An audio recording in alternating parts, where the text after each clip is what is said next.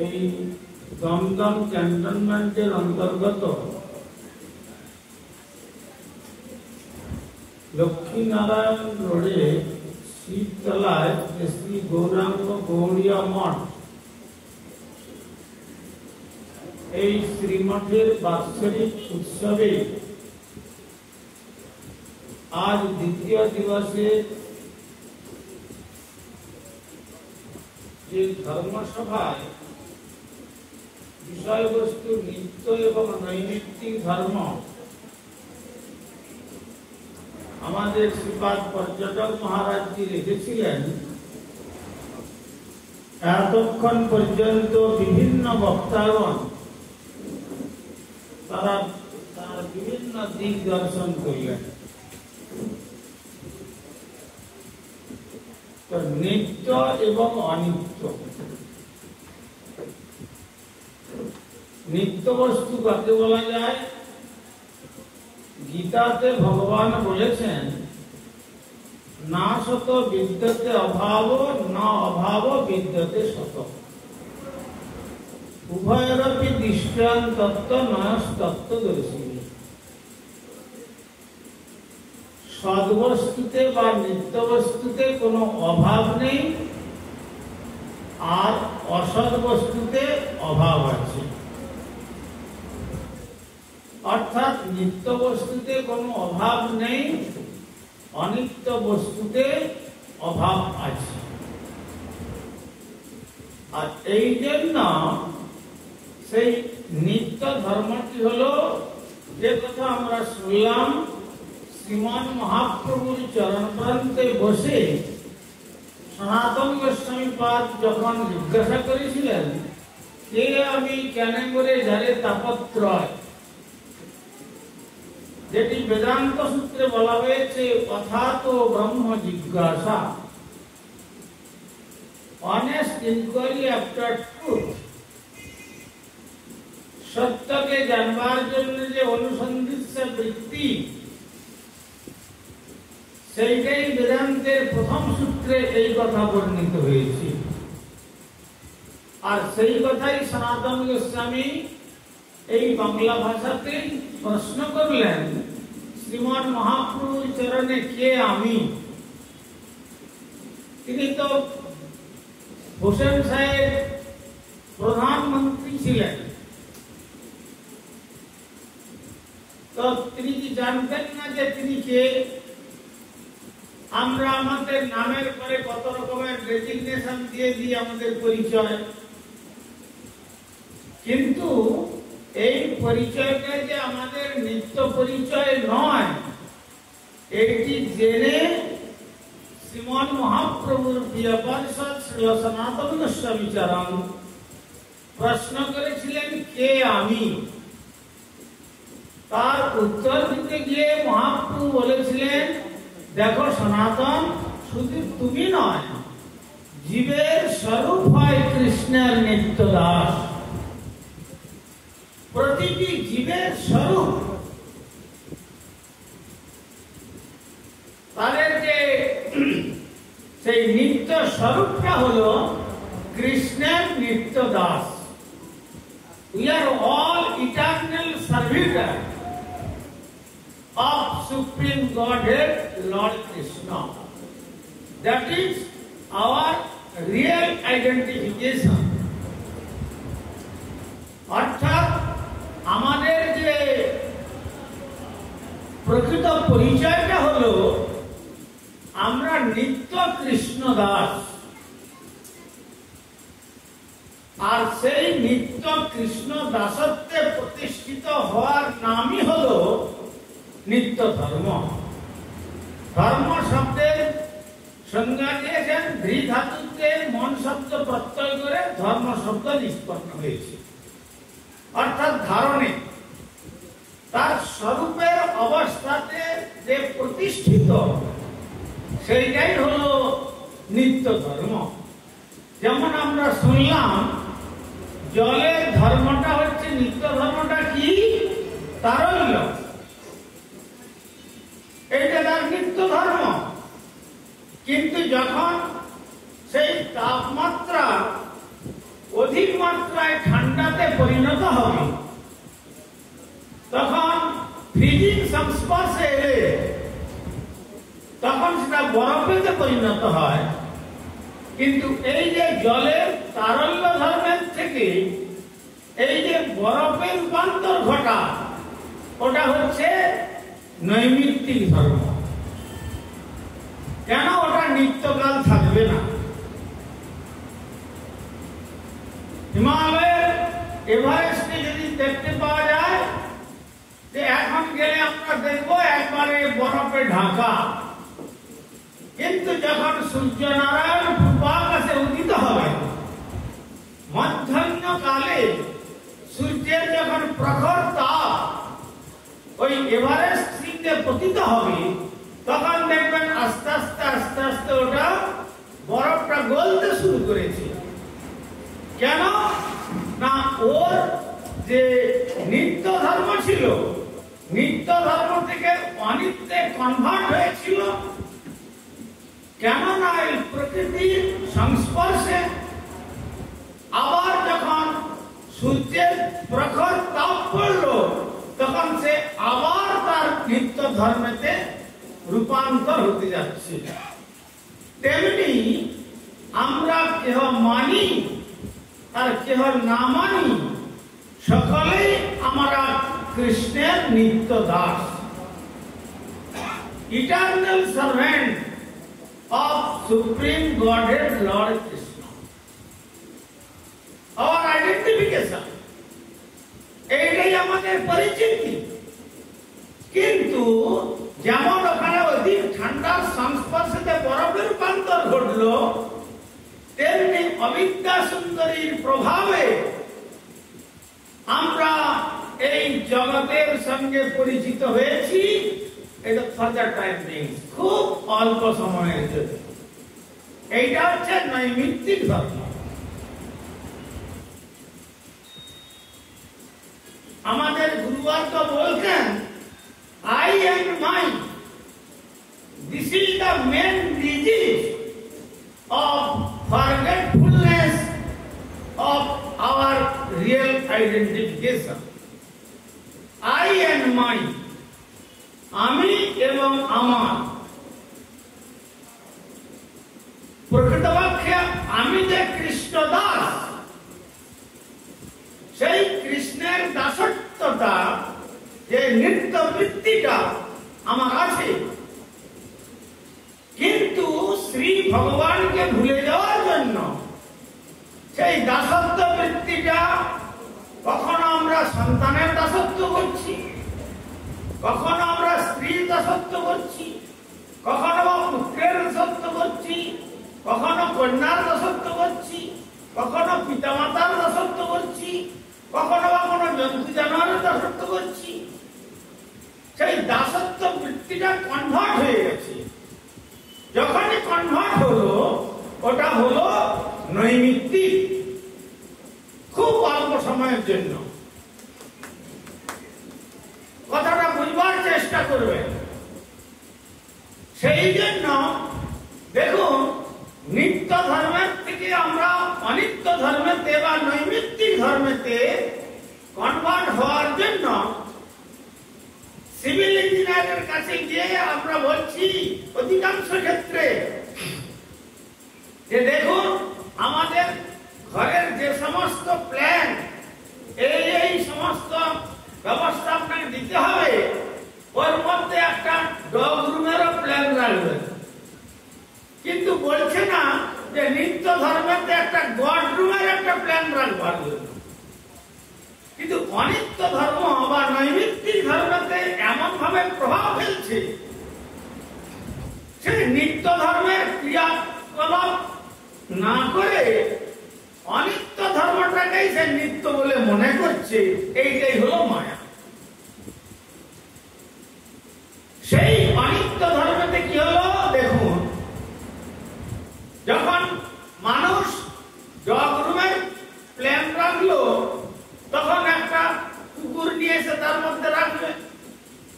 আর বাবু যেখানে ভগবান নিজে গোমাতার সেবা করেছেন, গো ব্রাহ্মণ হিতার্থায়,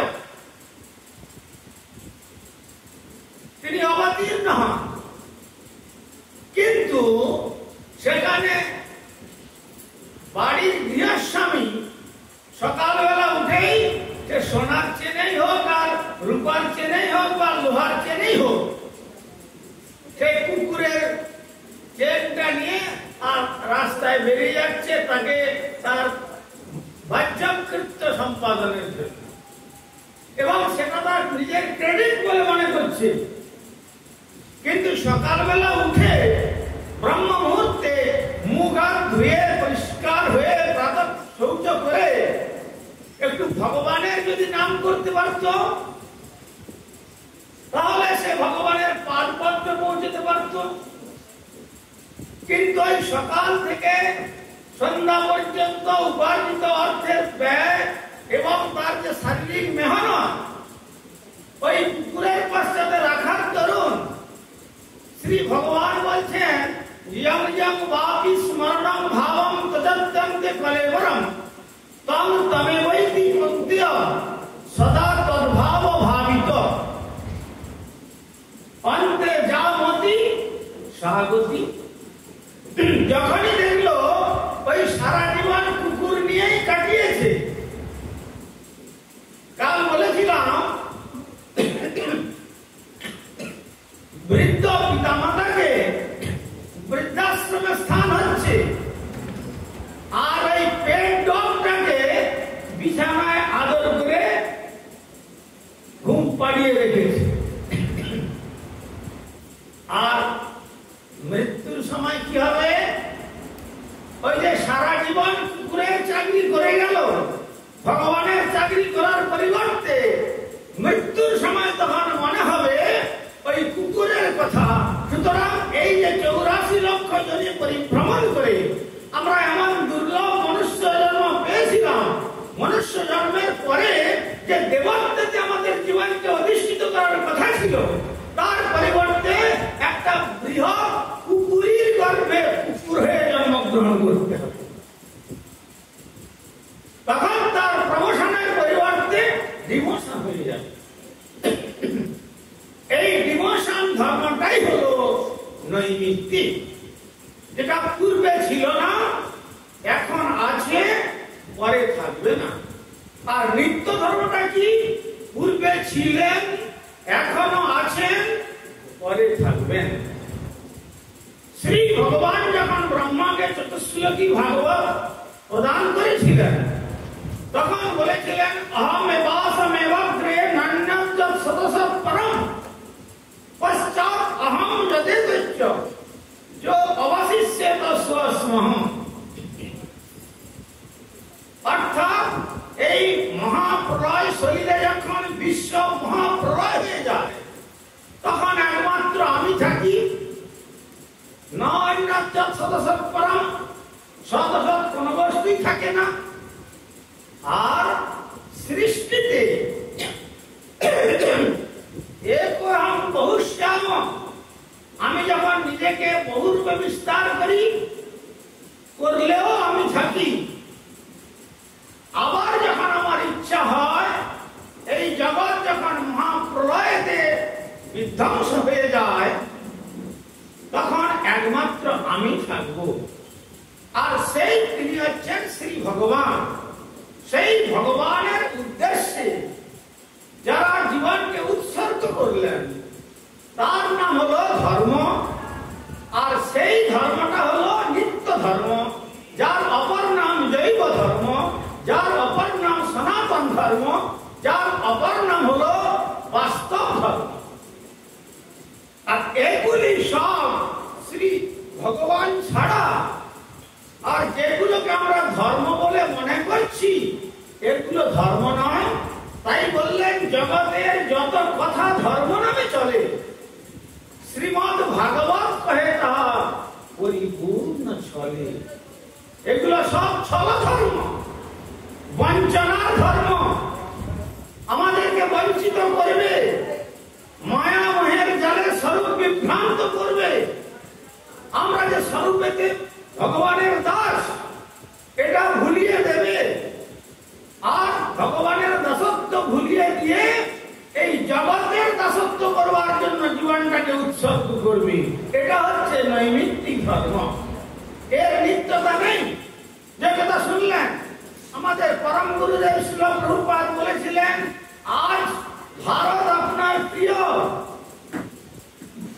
কিন্তু কাল যদি তুমি মৃত্যুবরণ করে পাশ্চাত্যে জন্মগ্রহণ করো, যে ভারতের স্বাধীনতা তুমি আনবার জন্য যাচ্ছ, সেই ভারত তোমার অপ্রিয় শত্রু হয়ে যাবে।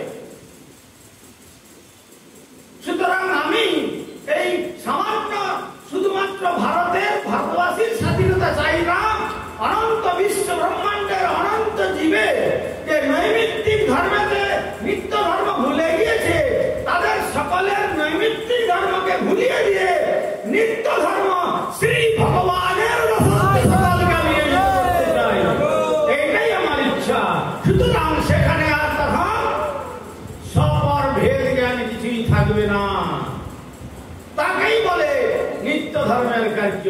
এই যখন উত্তর দিয়েছিলেন নেতাজি সুভাষচন্দ্রকে, তখন তিনি বলেছিলেন, আপনি যে কথা বলছেন এরপরে আর আমার কোনো বলার কিছু নেই। তিনি তার কাছে পরে পরাভূত হয়েছিলেন, বলছেন তথাপি আমি আমার গায়ে রক্তবিন্দু দিয়ে চেষ্টা করব ভারতকে স্বাধীন করবার জন্য, কিন্তু এটাও নৈমিত্তিক। বিগত করল আপনারা দণ্ড মহোৎসবেতে অংশগ্রহণ করেছিলেন, আশা করি অনেকে অতি নিকটেই। কিন্তু যখন তার পূর্বে হিরণ্য এবং গোবর্ধন দত্তের একমাত্র পুত্র বাবা জ্যাঠা রঘুনাথ দাস যখন বড় হয়েছে, মহাপ্রভু সন্ন্যাস গ্রহণ করে চলে যাচ্ছেন, আর এই দর্শন করে যখন তিনি মহাপ্রভুর সেবা করবার জন্য অত্যন্ত তৎপর হয়ে পড়েছেন, তখন তার মা বলছেন তার বাবাকে, দেখতে পাচ্ছ না এই জমিদারির একমাত্র উত্তরাধিকার সূত্রেতে প্রাপ্য একমাত্র সন্তান, আর সে যদি সব ছেড়ে দিয়ে চলে যায়, এই জমিদারিকে রক্ষা করবে? তাহলে কি করতে হবে? না ওকে বেঁধে রাখবার চেষ্টা করো। সে বাঁধবার বুদ্ধি আমাদের কম বেশি সকলেরই আছে। বাঁধবার কি বুদ্ধি? 12 লক্ষ সুবর্ণের মুদ্রা একত্রিত করে বললেন, রঘুনাথ, এটা হলো তোমার বাবা এবং জ্যাঠার বাৎসরিক প্রফিট। 12 লক্ষ সুবর্ণ মুদ্রা ক্যালকুলেটর দিয়ে যদি ক্যালকুলেশন করা যায়, বুঝে ওটা বড় কঠিন হয়ে উঠবে। তাতেও যখন 12 লক্ষ সুবর্ণ মুদ্রার আকর্ষণ তাকে আকর্ষণ করতে পারলো না, নৈমিত্তিক ধর্ম। তারপরে বাঁধবার চেষ্টা করলেন কি দিয়ে? একটি কবিরাজ গোস্বামী বলেছেন, একটি অপ্সরা সম, একটি অপ্সরা সম কন্যার সঙ্গে তার পরিণয় ঘটিয়ে বৈবাহিক সম্পর্ক স্থাপন করলেন।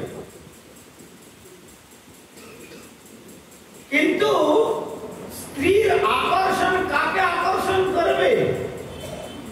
কতক্ষণ আকর্ষণ করবে? যারা, যেটা গীতাতে বলেছেন, রসবর্জ্যম রসবস্যাৎ পরম দৃষ্ট নিবর্ততে, নিকৃষ্ট বস্তু আমাদের ততক্ষণই আকর্ষণ করবে যতক্ষণ পর্যন্ত আমরা উৎকৃষ্ট বস্তুর আস্বাদন লাভ করতে পারবো না।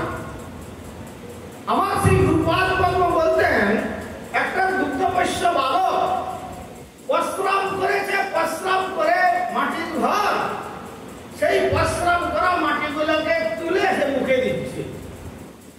মা তার শুভাকাঙ্ক্ষী গিয়ে যদি ওই মাটিটাকে তার হাত থেকে ছাড়িয়ে দিতে চায়, ছাড়াতে পারবেন সহজে? চিৎকার করে কাঁদবে। কিন্তু ওই পদ্ধতিতে না গিয়ে যদি সেই বাচ্চাটির হাতে এক খণ্ড মিশ্রির টুকরো হাতে দিয়ে দেওয়া যায়, তখন দেখবেন সে যখন ওই বাম হাতে ওই মিশ্রির টুকরোটা, বাচ্চা তো জামাই মুখে দেবে, যখনই মুখে দিল দেখলো যে মিষ্ট বস্তু, তখন ওই প্রস্রাব করা মাটিটাকে সে গ্রহণ করবে না, তখন ওই মিষ্ট বস্তুই সে আস্বাদন করবে। তেমনি যতক্ষণ পর্যন্ত পরম আস্বাদনের বস্তু ভগবানের পাদপদ্মের আস্বাদন সাধন লাভ করতে না পারছেন,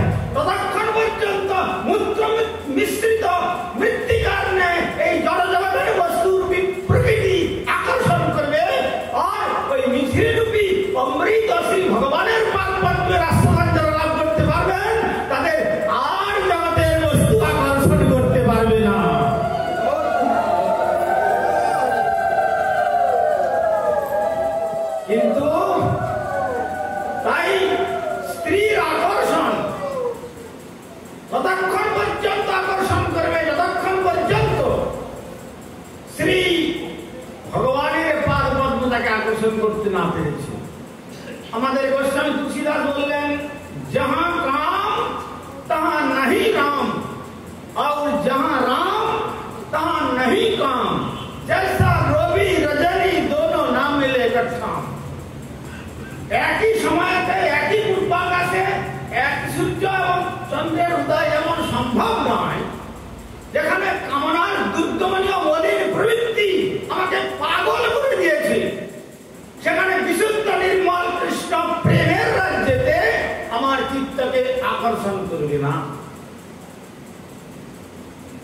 আর যেখানে বিশুদ্ধ নির্মল ভগবত ভক্তিতে হৃদয় আলোকিত হয়েছে, ওই চিত্তের মধ্যে আর কামরূপী অন্ধকার আর স্থান লাভ করতে পারবে না।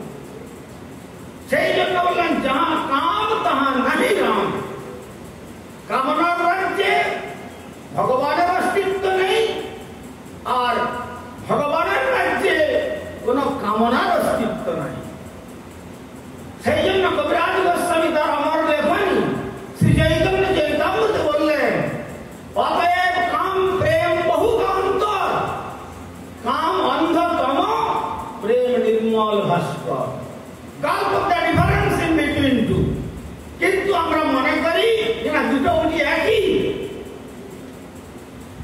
যেখানে আমি চাই কেবলমাত্র তার সুখ, ভগবানের কিছু সুখ হবে, সেই সুখের ইচ্ছা পূর্ণ আর নিজ সুখ বাসনা শূন্য, সেখানে হলো তার নাম হলো ট্রান্সেন্ডেন্টাল ডিভাইন লাভ, প্রেমামৃতম। এই যে কবিগান কীর্তন করছেন, তব কথামৃতম তপ্ত জীবনম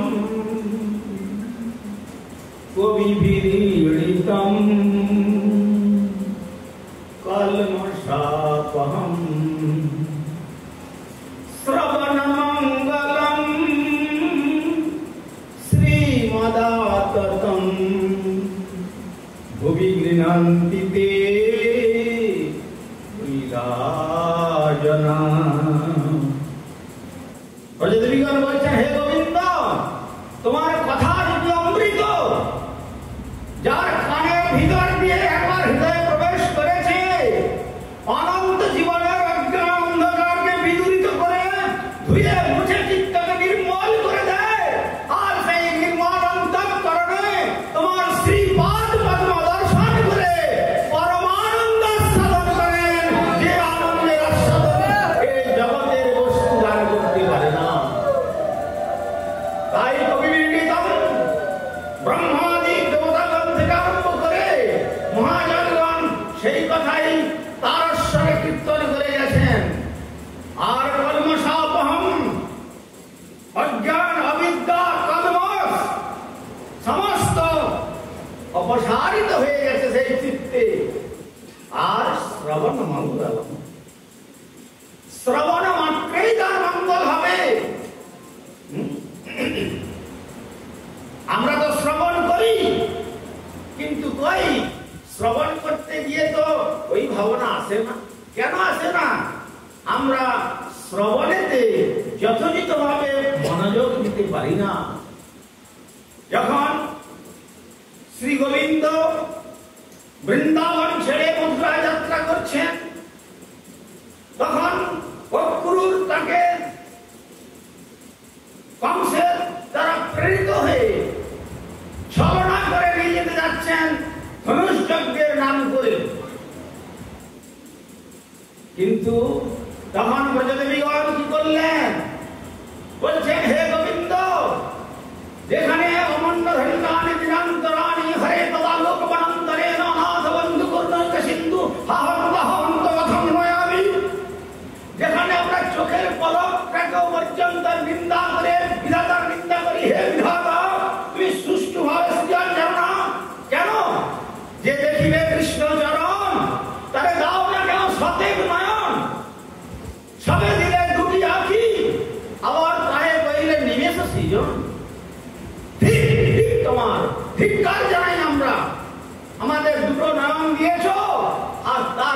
এবার পলক ফেলবার সময়, সেই পলক যে নিমেষ কালটাকে আমরা মনে করি কি যেন কত অনন্তকাল কৃষ্ণ দর্শন দিচ্ছে, আমাদের চিত্তকে জ্বালিয়ে পুড়িয়ে ছারখার করে দেয়।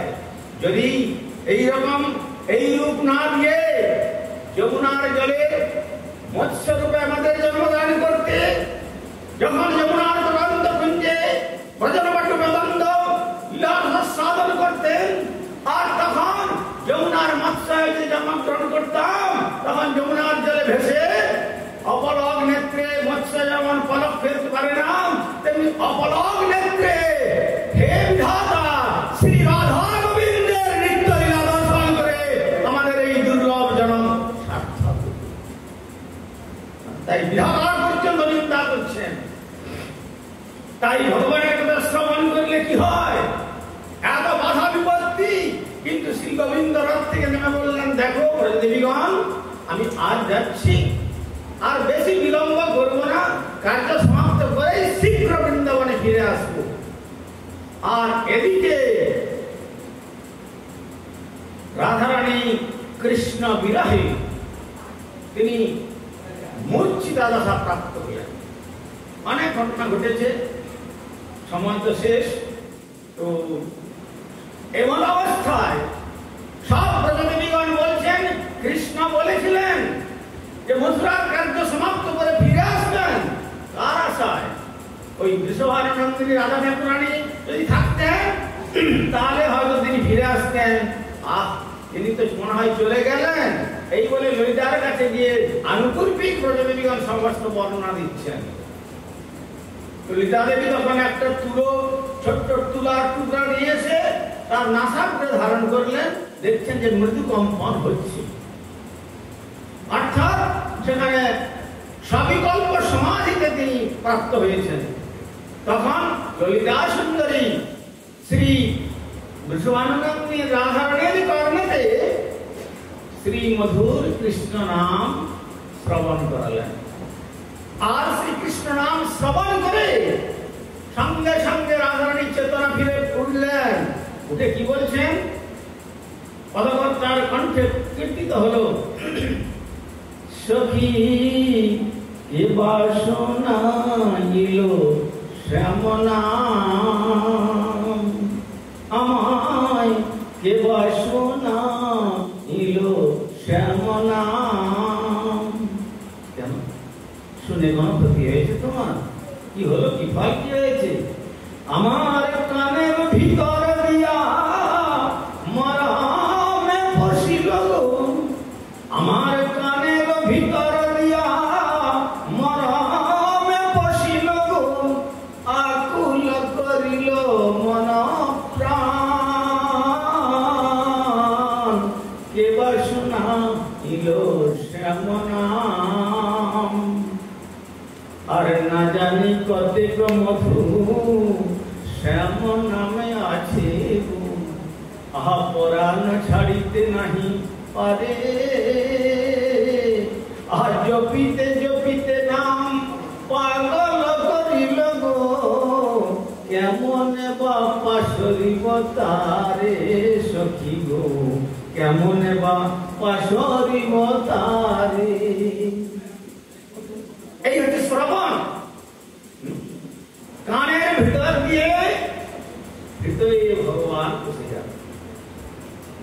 ভগবানকে এই চোখ দিয়ে, এই যে আমার শ্রী শ্রী গৌরাঙ্গ গৌড়ীয় মঠে এসে রাধা কুঞ্জ বিহারীকে এই চোখ দিয়ে দেখা যাবে না। আমাদের গুরুবর্গ বললেন, আদৌ শ্রুত তৎপশ্চাৎ ঈপ্সিত। প্রথমে আগে শুনতে হবে, শ্রী ভগবানের নাম রূপ গুণ লীলার কথা শ্রবণ করতে হবে শ্রবণেন্দ্রিয়ের দ্বারা।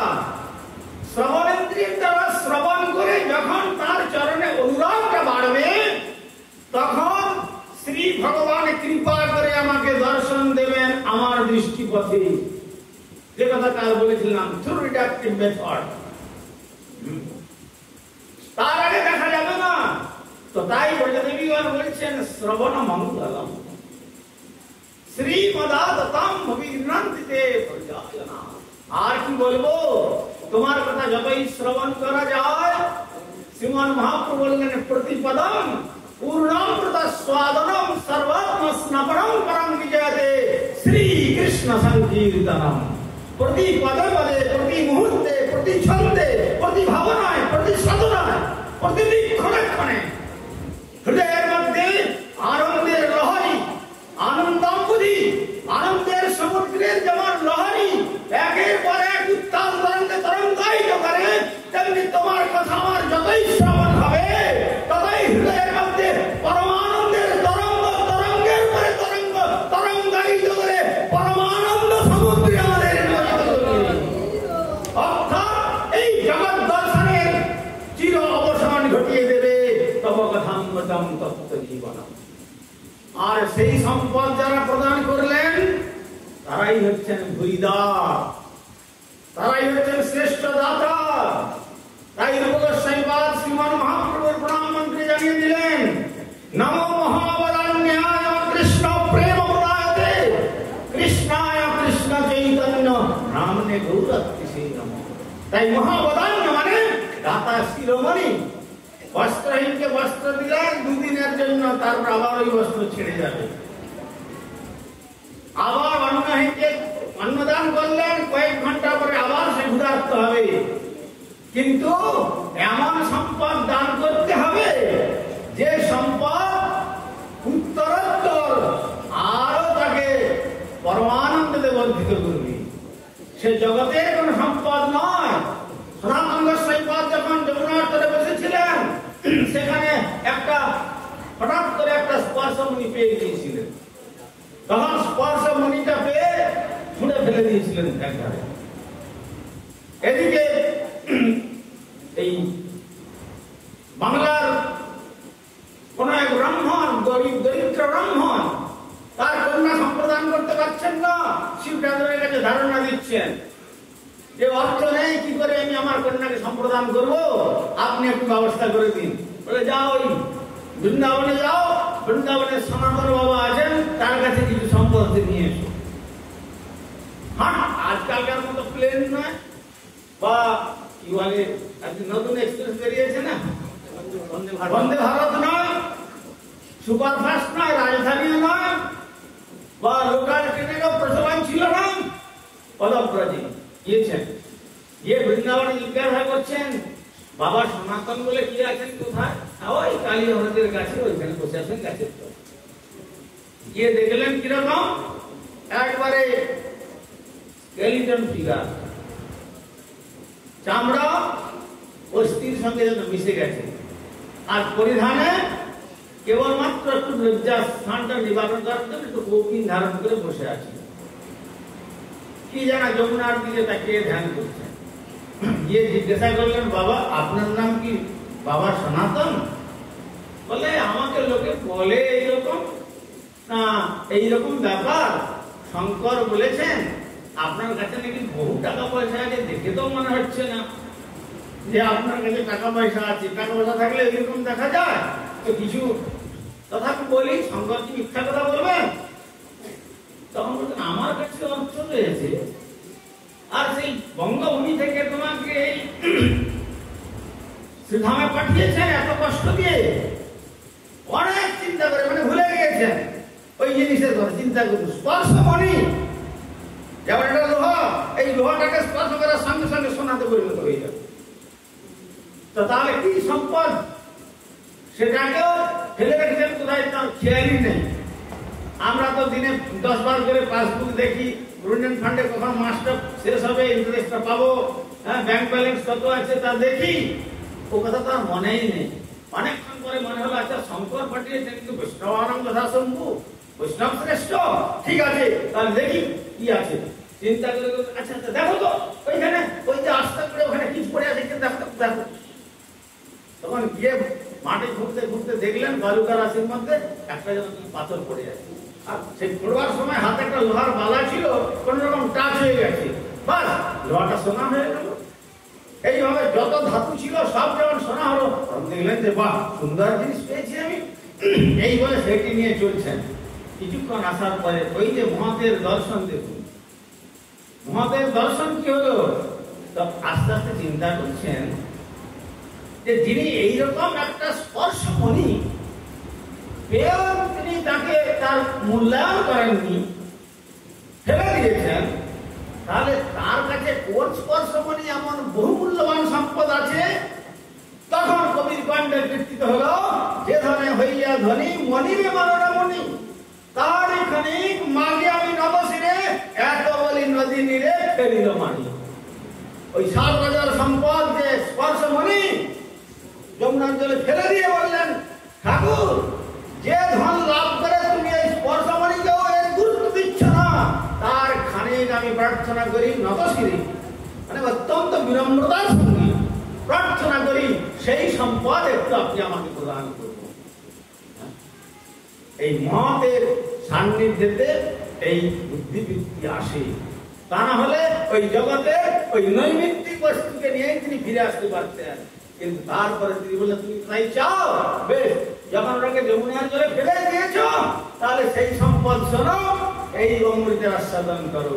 বলো হরে কৃষ্ণ হরে কৃষ্ণ কৃষ্ণ কৃষ্ণ হরে হরে হরে রাম হরে রাম রাম রাম হরে হরে।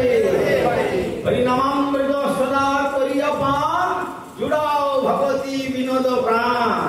এই নামামৃত যদি তুমি পান করতে পারো, এই বিষয়রূপী ওই যে স্পর্শমণি রূপী বিষ আর তোমার বিষক্রিয়া করতে পারবে না।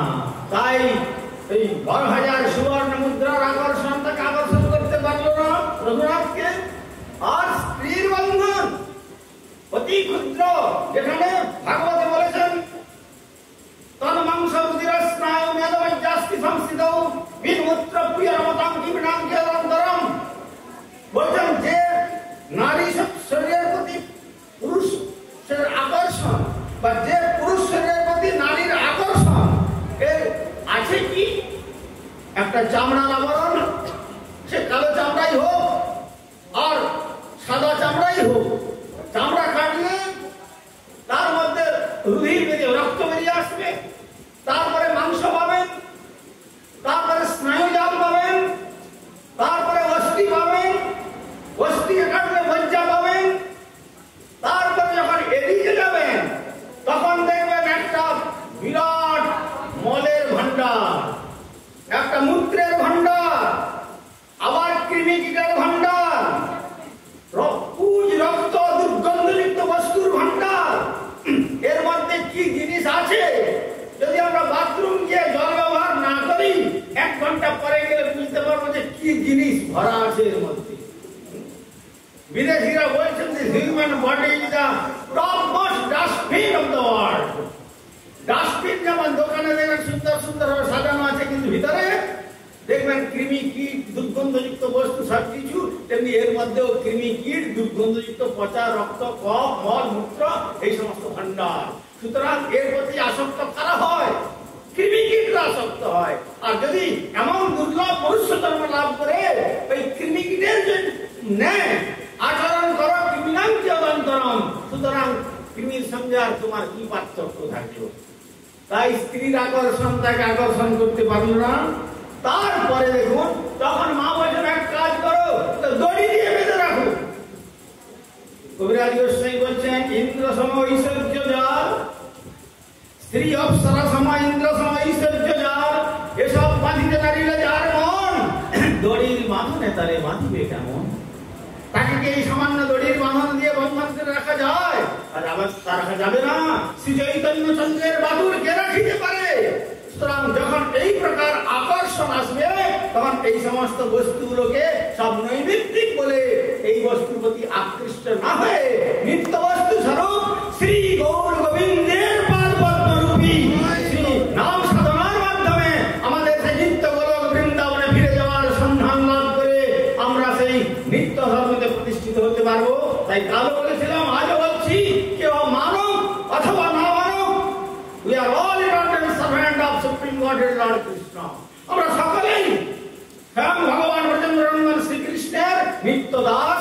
অতএব দাসত্ব বৃত্তিটা কুকুরের উপরে না রেখে, শিগাল কুকুরের উপরে না রেখে, জন্তু জামারের উপরে না রেখে, এমনকি প্রতিপত্তির উপরেও না রেখে এই অনুরাগটা যদি আমরা শ্রী ভগবানের চরণে কনভার্ট করতে পারি, তাহলেই আমাদের নিত্য ধর্মতে প্রতিষ্ঠিত হয়ে জন্ম মরণ মালার চিরজীবী বন্ধন, সেই বন্ধন অনাদিকালের জন্য ছিন্ন করে আমরা আস্তে আস্তে শ্রী গৌর গোবিন্দের গোলক শ্রী বৃন্দাবন ধাম পরমানন্দ যাত্রা করতে পারি। সুতরাং এই জগৎ ছেড়ে আমাদের সকলকে যেতে হবে। পার্মানেন্সি বলে কোনো কথা নাই এই জগতে। This cosmic manifestation is an encourage and transition. সুতরাং দুদিনের জন্য এই দুদিনের মায়াময়ের জালেতে বৃথা ভুলে না গিয়ে যারা বুদ্ধিমান ব্যক্তি তারা এত সব ছাড়িয়ার বর্ণাশ্রম ধর্ম ঐকান্তিক হইয়া রয় কৃষ্ণৈক শরণ। তাই রাজশ্রী বললেন চারি বর্ণাশ্রমী যদি কৃষ্ণ নাহি ভজে সকর্ম করিয়াও সে রৌরবে বড়ি মজে। শ্রীকৃষ্ণই হলেন একমাত্র নিত্য, কৃষ্ণের সেবক নিত্য, নিতাই চরণ সত্য, তাহার সেবক অনিত্য। কেন? এই সেবা ধর্ম যে নিত্য সেবা ধর্ম, জীবের নিত্য সেবা ধর্ম, অংশের কাজ পূর্ণের সেবা করা। হ্যাঁ, তাই আমরা তার অংশ বা বিভিন্ন জীব তার শক্তিতে গণন পূর্ণের যদি আমরা সেবা করি তবে আমাদের সত্তা। হাত যদি বলে আমি শরীরের সেবা করবো না, হাতটা পচে যাবে কিন্তু শরীর থাকবে। মুখ যদি বলে আমি আর দন্ত দিয়ে চর্পণ করে ভোজন করবো না, মুখটা যদি চলে যায়, কারো হয়তো মুখে ক্যান্সার হলো, বাস মুখটা কেটে বাদ দিয়ে দিয়েছে, কিন্তু অন্যভাবে তাকে আবার ডায়েট পুশ করা হচ্ছে, তার দ্বারাও শরীর থাকছে। কিন্তু এসব অংশের কার্য অংশ নষ্ট হয়ে যাবে যদি পূর্ণের সেবা না করে। তাই কি রকম পূর্ণ তিনি? পূর্ণস্য পূর্ণমাদায় পূর্ণমেবাবশিষ্যতে। জগতে 1 লক্ষ টাকা থেকে 1 পয়সা কম করলে 1 পয়সা কম হয়ে যাবে, কিন্তু ভগবানের পূর্ণত্ব পূর্ণস্য পূর্ণমাদায় পূর্ণমেবাবশিষ্যতে। তার পূর্ণত্ব থেকে যদি পূর্ণ সাবট্রাক্ট করা যায়, পূর্ণ মাইনাস করা যায়, তথাপি তিনি একাধারে পূর্ণ। সেই পরম পূর্ণ বস্তু হচ্ছে ভগবান শ্রীকৃষ্ণ।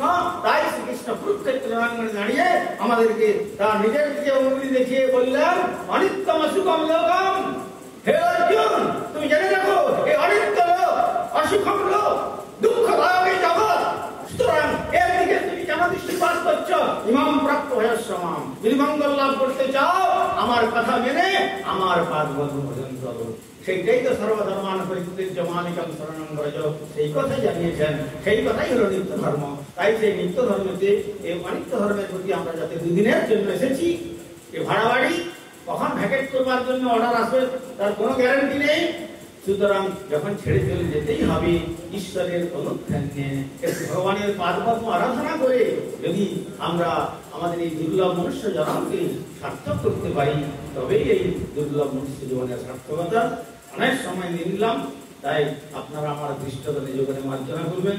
আমাকে এখন মায়াপুর ফিরে যেতে হবে, তাই আমি আর বক্তব্য বিস্তারিত না করে এখানেই আমার বক্তব্য উপসংহার করলাম। ওম সর্বে ভবন্তু সুখিনা, সর্বে সন্তু নিরাময়া, সর্বে ভদ্রাণি পশ্যন্তু, মা কশ্চিৎ দুঃখভাগ্ ভবেৎ। হরি ওম শান্তি, হরি ওম শান্তি, হরি ওম শান্তি। জয় জয় শ্রী শ্রীনিতাই গৌর প্রেমানন্দে।